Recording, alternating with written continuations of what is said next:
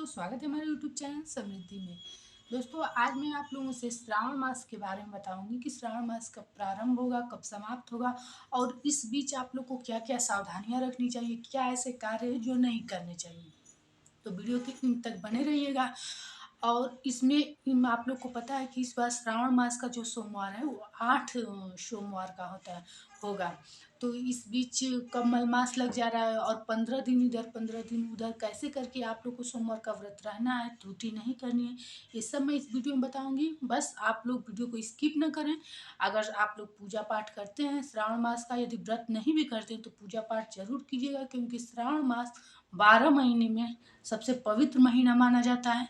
इसलिए आप लोग ये पूजा पाठ जरूर कीजिएगा और स्किप मत कीजिएगा, वीडियो की एक एक बात ध्यान से सुनिएगा। तो चलिए दोस्तों, अच्छी लगे तो एक लाइक कीजिएगा, चैनल को साथ साथ सब्सक्राइब कीजिएगा, ताकि किसी भी तीर्थ व्रत का नोटिफिकेशन आपके पास पहले पहुंच जाए। दोस्तों, 4 जुलाई से श्रावण मास प्रारंभ है। अब बता दूं मैं आप लोगों को कि श्रावण मास में क्या क्या सावधानियां रखनी चाहिए, पहले आप लोग ये जानें। देखिए, कुछ लोग होते हैं जो नॉनवेज खाते हैं, तो मैं तो हमेशा यही अपने हर वीडियो में कहती हूँ कि नहीं खाना चाहिए, क्योंकि हम मानव का जीवन ये किसी भी जीव जंतु को मारकर खाना नहीं चाहिए। लेकिन जो लोग खाते होंगे उनको ये बात बुरा लगेगा, लेकिन मैं अपनी तरफ से यही सुझाव दूँगी। कुछ लोग खाते हैं कि हम लोग मारते तो नहीं हैं, फिर भी आप लोग की इच्छा है। और जो लोग लहसुन प्याज खाते हैं वो लोग खा सकते हैं, लेकिन ना हो सके तो ना ही खाएं तो अच्छा है, क्योंकि इस मास में पूरी पवित्रता के साथ पूजा पाठ किया जाता है। ब्रह्मचर्य का पालन करते हुए इस व्रत को धारण करना चाहिए। इस बार जो सोमवार पहला सोमवार पड़ रहा है वो सबसे पहला सोमवार 10 जुलाई को पड़ रहा है। उसके बाद से जो 4 अधिक मास, पुरुषोत्तम मास, मलमास आप लोग जो भी कहते हो, वो पड़ जा रहा है। उसके बाद जो 15 दिन का हो रहा है वो फिर श्रावण मास 3 पड़ रहा है। तो आप लोग पूरे सावधानी से त्रुटि मत कीजिएगा कि एक सोमवार रह करके फिर 3 मत कीजिएगा। इसीलिए मैं बता रही हूँ कि इस बार 8 सोमवार पड़ रहा है। आप लोग आठों सोमवार की पूजा कीजिएगा। इसलिए ज़रूरी है आठों सोमवार की पूजा, क्योंकि बीच में आप लोग सोमवार त्रुटि कर देंगे और फिर सावन का सोमवार जो कि 15 दिन बाद पड़ रहा है उसका आप लोग अगर यदि सोचेंगे कि करें तो ये त्रुटिपूर्ण माना जाएगा। इसलिए आप लोग व्रत न भी करें तो इस 4 सोमवार को शिव मंदिर जा करके शिवलिंग पे दूध जल गंगा जल जो भी अर्पित करते हो पूरी विधि विधान से आप लोग पूजा कीजिए, क्योंकि अधिक मास भी पूरा फलदायी होता है और अच्छा माना जाता है। बस शादी विवाह इस महीने में नहीं होता है। और शिव भगवान के साथ साथ विष्णु भगवान का भी इस महीने में पूजा किया जाता है।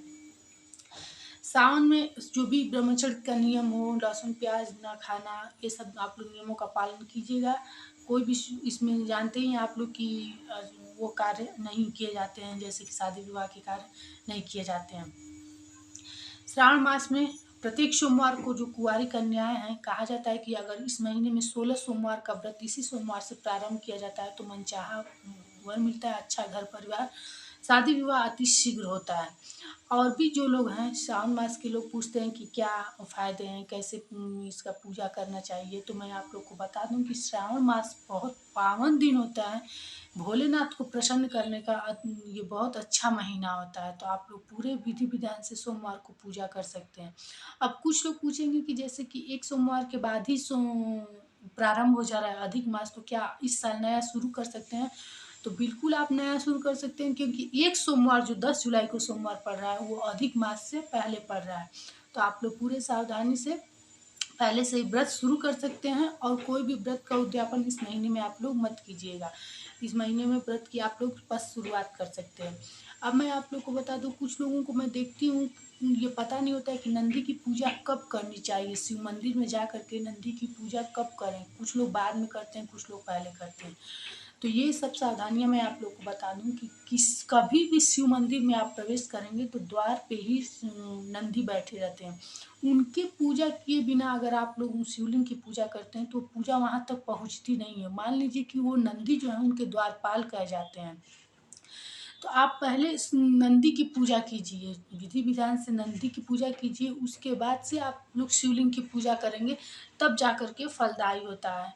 आप लोग को मैं पिछले वीडियो में भी बताई हूँ कि कैसे नंदी की पूजा करके अपनी मनोकामना जो भी हो वो वहाँ तक पहुँचा सकते हैं। तो आप लोग नंदी के चरणों में जो मैं बताती हूँ कि एक का सिक्का रख के और उनके कानों में अपनी बात बोल दीजिएगा 5 बार ओम नमः शिवाय बोल के। इस महीने में क्या इस व्रत में क्या खाना चाहिए, क्या नहीं खाना चाहिए? देखिए, ये तो 8 सोमवार हो रहा है, तो मैं ये तो कह नहीं सकती हूँ कि कोई बिना नमक का रह सकता है। तो जो लोग ज़्यादा मतलब कि परेशान रहते हैं, वो लोग सेंधा नमक खा सकते हैं। और एक टाइम कुछ लोग होते हैं मीठा भोजन भी करते हैं, जैसे रोटी, हलवा अगर वगैरह खाते हैं, तो आप लोग खा सकते हैं। और यदि हो सके पूरे दिन फलाहार ही रहना उचित होता है। कहा बहुत लोग तो ये भी कहते हैं कि इस महीने में दूध का सेवन नहीं करना चाहिए, क्योंकि पहले इस महीने में घास को कहा जाता है कि वो जहर बन जाता था और वही खाती थी ये गाय, तो उस इसीलिए दूध का सेवन नहीं किया जाता है। लेकिन अब ऐसा कहना करना संभव तो नहीं है, कुछ लोग बिना दूध के रह ही नहीं पाएंगे, तो इसलिए दूध का सेवन आप लोग कर सकते हैं, इसमें कोई मतलब कि परेशानी नहीं है। श्रावण मास इसलिए पवित्र भी कहा जाता है क्योंकि इसी महीने में कहा जाता है कि श्रावण मास में ही शिव जी भ्रमण करने पृथ्वी पर आते हैं। शिव पूरे परिवार को अपने लेकर के पृथ्वी पर भ्रमण करने आते हैं, इसलिए इस महीने में आप लोग अपने घर हो सके तो जितना हो सके शिव भगवान का पूजा पाठ कर सकते हैं। अब एक चीज़ मैं आप लोगों को विशेष बता दूं कि श्रावण मास में जो शाम काल में होता है, आप या तो शिव मंदिर सुबह जाइए या तो शाम जाइए। लेकिन मैं जितना जानती हूँ शास्त्रों के हिसाब से, शिव मंदिर में जो जल चढ़ाया जाता है या कोई चीज़ जो भी चीज़ आप लोग चढ़ाएं, वो सुबह में जाकर चढ़ाएं और एक दीपक आप लोग शाम को जा कर के शिव मंदिर में जरूर जलाएं।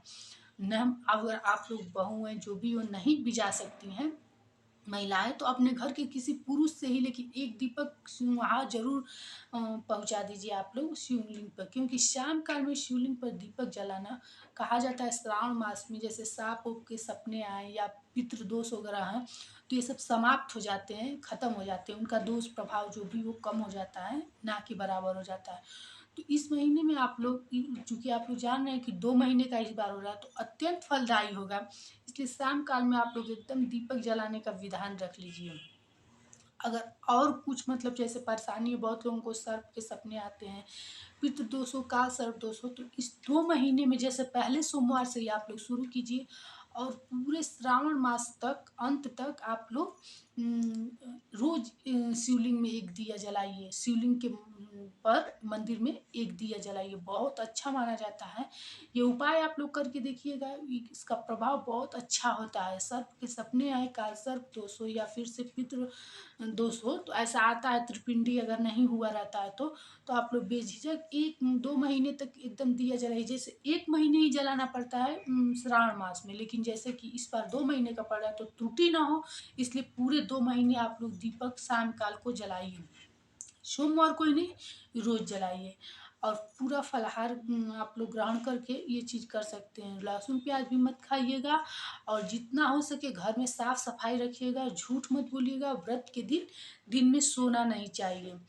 अविवाहित लोगों के लिए मैं बता दूं कि रामचरितमानस में एक चौपाई है, वो पढ़ लेंगे तो उनकी मनोकामना अति शीघ्र पूरी हो जाएगी। शादी विवाह के लिए वो है। श्रावण मास किसी भी जाप पूजा के लिए बहुत पवित्र माना जाता है, इसलिए आप लोगों को जैसे किसी कर्ज से परेशान हो या फिर से शत्रु से परेशान हो या फिर अपने इष्ट देव के मंत्रों का अधिक से अधिक जाप करेंगे तो बहुत अच्छा माना जाता है। क्योंकि श्रावण मास जैसा पवित्र महीना, एक कार्तिक भी महीना श्रावण मास जैसा है, लेकिन भोलेनाथ जो कि आप लोग को मैं बता दूं त्रिकालदर्शी माने जाते हैं, महादेव माने जाते हैं, इसलिए श्रावण मास का महीना अत्यंत कहा जाता है कि शुभ है, अच्छा है और भोलेनाथ को प्रसन्न करने का ये सबसे अच्छा समय होता है। श्रावण का महीना अपने घर में जितना ज़्यादा से ज़्यादा हो सके, कोई जाप अगर कराना चाहते हैं शंकर भगवान के मंत्रों का तो इस महीने में ही करा सकते हैं। और इसी महीने में आप लोग अगर चाहें तो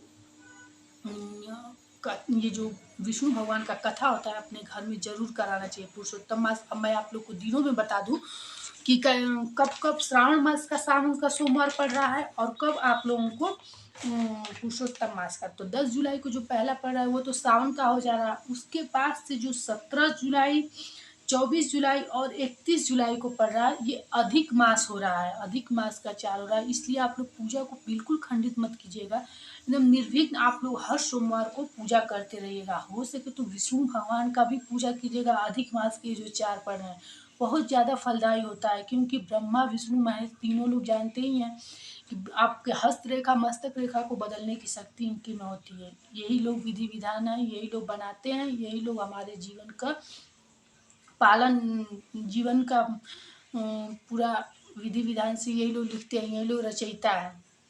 उसके बाद 14 तारीख को और 21 तारीख को, 28 तारीख को, ये 3 सोमवार जो पहले के शेष थे, यही पड़ेंगे सावन के सोमवार ये माने जाएंगे। इसलिए आप लोग 10 जुलाई से 28 जुलाई तक जो सोमवार पड़ रहे हैं, प्रत्येक सोमवार को आप लोग पूजा पाठ कीजिएगा, खंडित मत कीजिएगा। कुछ लोग ये प्रश्न पूछ रहे थे कि जैसे कि हम सावन का सिर्फ सोमवार करते हैं, तो वो करके फिर बीच में छोड़ के और तीसरा लास्ट वाला करेंगे, तो ऐसा बिल्कुल मत कीजिएगा। आप लोग बीच वाला भी कीजिएगा, व्रत भले ही ना करें, क्योंकि खंडित सोमवार मेरे हिसाब से और मैं जितना शास्त्रों में पढ़ी हूँ, अच्छा नहीं माना जाता है। इसलिए आप लोग प्रत्येक सोमवार को पूजा जरूर कीजिएगा। और जो मैं बताई हूँ दीपक जलाने वाली बात, आप लोग दीपक जरूर जलाइएगा शिव मंदिर में जा कर के।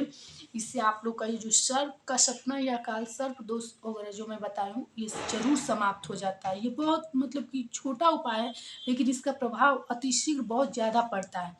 तो दोस्तों, आज की वीडियो आप लोग को कैसी लगी ये आप लोग ज़रूर बताइए कमेंट बॉक्स में। जो भी आपकी बातें हों लिख करके पूछ सकते हैं।